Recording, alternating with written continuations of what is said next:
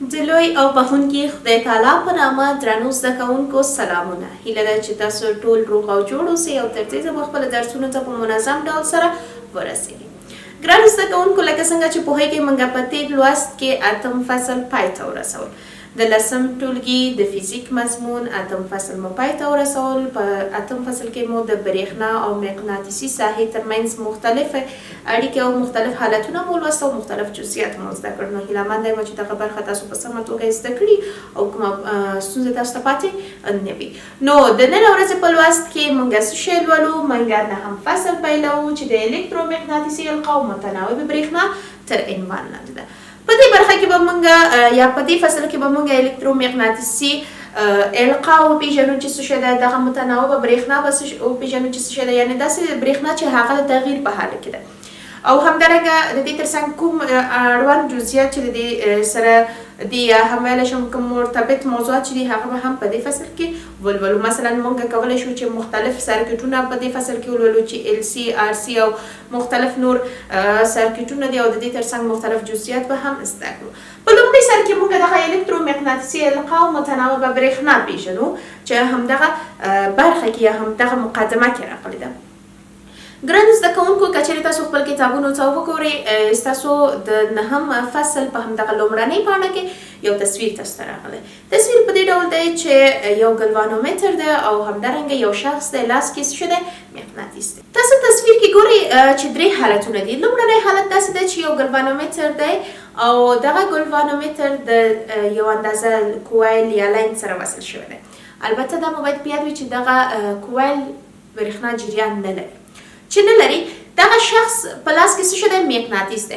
مقناطیس دی دغه شخص دغه مقناطیس یو اندازه دغه ګلوانومتر ته نږدې کوي.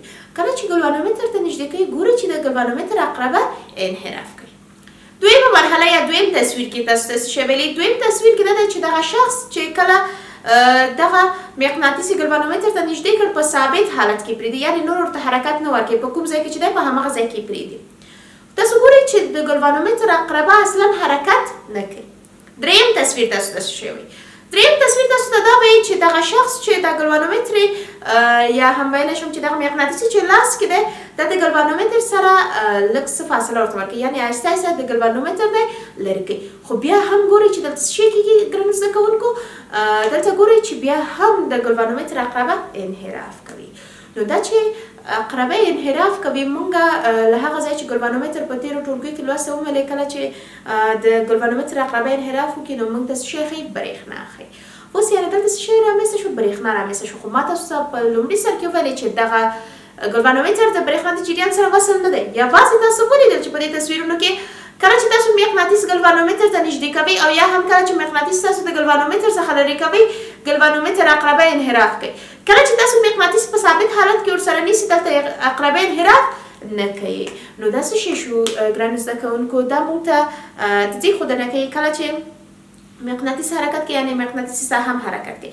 یعنې د مقناطیسي ساحې په تغییر څخه یا ګلوانومتر چې په هغه ساحه کې ایښودل شوی دی، د مقناطیسي ساحې په تغییر سره دلته ګلوانومتر څه شی موږ ته ښیي؟ موږ ته د برېښنا جریان ښیي. یعنې د مقناطیسي ساحې تغییر سره موږ څه شی ترلاسه کولی شو؟ موږ برېښنا ترلاسه کولی شو. یا هم ویلی شو چې دلته القا رامنځته کېږي. دلته څه شی ویل کېږي؟ الکترومقناطیسي القا، یعنې هغه القا چې د مقناطیس په واسطه رامنځته شو. دې ته څه شی ویل کېږي؟ الکترومقناطیسي القا. بل القا شوی بهیر. القا شوی بهیر څه شی دی؟ القا شوی بهیر یعنې همدغه جریان، همدغه بهیر یا همدغه د برېښنا بهیر چې رامنځته شوی دی، دا د همدغه جزئیاتو له مخې چې ما تاسو سره مخکې تصویرونو کې تشریح کړل، همدغه چې رامنځته شوی دی د القا شوی بهیر په نامه یادېږي. یعنې کله چې تاسو مقناطیس ته حرکت ورکوئ یا ګلوانومتر ته نږدې کوئ او یا هم لرې کوئ، په هر حالت کې چې کله مقناطیسي ساحه دلته بدلون کوي، دلته یو بهیر رامنځته کېږي. دې ته څه شی ویل کېږي؟ دلته القا شوی بهیر ویل کېږي. یعنې کله چې تاسو دغه القا مو ترسره کړه، دغه بهیر رامنځته شو. که چېرې تاسو دغه مقناطیس په ثابت حالت کې ونیسئ، نو دلته به هېڅ کوم بهیر رامنځته نه شي. نو الکترومقناطیسي القا او القا شوی بهیر دغه مفهومونه وو چې تاسو ته مې تشریح کړل. د دې ترڅنګ موږ یو فعالیت لرو چې فعالیت په دې ډول دی، تاسو ته جزئیات هم درکړي دي او همدارنګه دغه لومړنۍ خبرې چې ما تاسو ته هغه تصویر کې تشریح کړې دا یې پایله ده. بیا هم موږ ته دلته پایله ورته جدا راکړې ده دلته موږ ته ویل دي که چیرې تاسو یو کووایل ولرئ چې په هغه کې هیڅ برېښنا هم شتون نه لري، تاسو دا ګلوانومتر سره وصل کړئ او بیا دغه کووایل د مقناطیس سره نږدې او لرې کړئ، یا هم ویلی شو مقناطیسي ساحې ته داخل کړئ او یا هم ترې وباسئ. په دواړو حالتونو کې به تاسو وګورئ چې دلته ګلوانومتر عقربه انحراف کوي. دا چې ګلوانومتر عقربه انحراف کوي موږ داسې شی ښیي، موږ ته د برېښنا جریان ښیي. او همدارنګه که چیرې تاسو دغه کووایل په همدغه برېښنایي ساحه کې پرېږدئ، هېڅ حرکت ورته ورنه کوي، نو تاسو به وګورئ چې ګلوانومتر عقربه هېڅ انحراف نه کوي. نو دلته بیا هم څه شی رامنځته شوی؟ الکترومقناطیسي القا رامنځته شوه چې د دغه القا له مخې القا شوی بهیر رامنځته کېږي چې موږ دغه القا شوی بهیر د ګلوانومتر د عقربې د انحراف په اساس ګورو. د دې ترڅنګ موږ کولی شو چې د نورو مختلفو لارو له مخې هم یو القا شوی بهیر رامنځته کړو. دلته یو بل مسله چې تاسو ته راوړې ده، بله طریقه چې تاسو ته راوړې هغه د مساحت په هکله ده. تاسو چې ګورئ په دې تصویر کې، لومړني تصویر کې یو کووایل یا هم داسې چې حلقه یعنې د زیات شمېر حلقو درلودونکې ده په یو مقناطیسي ساحې کې ایښودل شوی دی. تاسو به دلته وګورئ چې په دې وخت کې هیڅ کوم القا شوی بهیر نه رامنځته کېږي، یعنې که چېرې تاسو دا کووایل د ګلوانومتر سره وصل کړئ تاسو هیڅ بهیر نه ګورئ.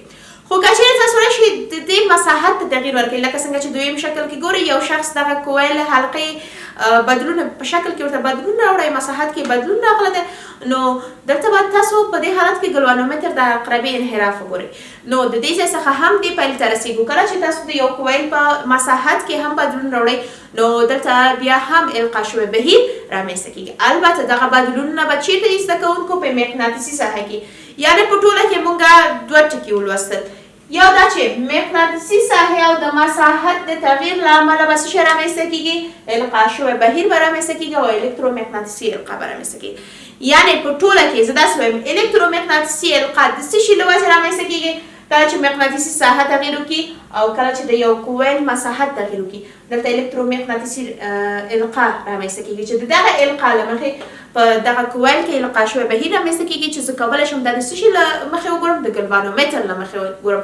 ولې؟ ځکه چې دغه بهیر به ډېر کم وي، ډېر کوچنی به وي، مقدار به ډېر کم وي، نو زه نشم کولی د نورو وسیلو په وسیله وګورم، زه یوازې د ګلوانومتر په وسیله دا لیدلی شم. نو دا هم زموږ د نهم فصل پیل و چې په دغه شکل سره موږ دا پیل کړ چې په ټوله کې مو الکترومقناطیسي القا ولوستله، القا شوی بهیر مو زده کړ او همدارنګه هغه دوه مهمې طریقې یا هغه دوه مهمې لارې چې موږ کولی شو القا شوی بهیر رامنځته کړو نو هغه مو لوستو چې یو مقناطیسي ساحې کې که چېرې تاسو تغییر راوړئ او بل هم دا چې مساحت کې د کووایل تغییر راوړئ، تاسو کولی شئ القا شوی بهیر ترلاسه کړئ چې دغه القا شوی بهیر تاسو د ګلوانومتر په وسیله لیدلی شئ. نو دا هم زموږ نننی لوست و. البته راځو ستاسو کورنۍ دندې په لور. ستاسو کورنۍ دنده دا ده ګرانو زده کوونکو، دغه فعالیت چې ما تاسو ته پیل یې وویلې په 222مه پاڼه کې ستاسو د کتاب ځای لري، تاسو کولی شئ چې په لومړنۍ موادو څخه بې استفادې دا فعالیت ترسره کړئ او بیا هم تاسو دغه کوم برخه چې تاسو خپل په سترګې لیدلي، یعنې هغه خپل چشمدید به مو له ځان سره نوټ کړئ او له ما سره په کومنټونو کې شریک کړئ. نو دا اوس زموږ نننی لوست. تر بیا یو نوي لوست ته پورې ټول په لوی صفت تعالی سپارم.